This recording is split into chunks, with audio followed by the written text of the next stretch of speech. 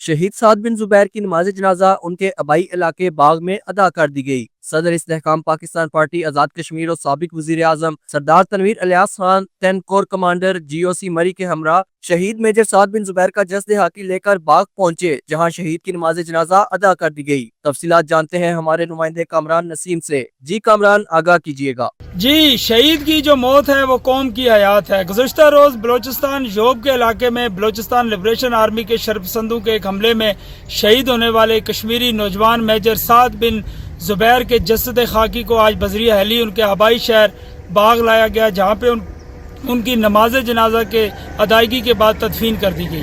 شہید کے جسد خاکی کے ساتھ 10 کور کمانڈر اور کور کمانڈر مری خصوصی طور پہ باغ تشریف لائے۔ شہید کے نماز جنازہ میں بڑی تعداد میں اعلیٰ سول اور فوجی حکام نے شرکت کی۔ باغ کے سیاسی اور سماجی نمائندگان نے اور شہریوں کی بڑی تعداد نے شرکت کی۔